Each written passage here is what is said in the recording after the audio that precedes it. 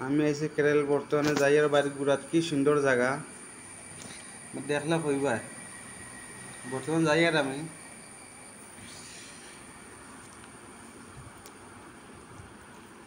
যে সুন্দর জায়গা তো বর্তমান ফাড়েতে গুড়াত যাইয়ার আমি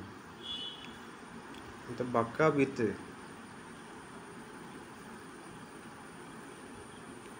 বাবা এলা বন্নি বনে বন ফত কুম্বা পাইতাম এখন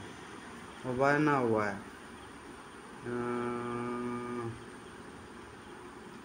দেখছেন হো বেটাগুলো হয়েছে বেটাগুলো না হইলেও তো হইতো না বেটা খানো খাইতাম খানো বেটা খানো হ্যাঁ পাইছি বেটা পাই লইছি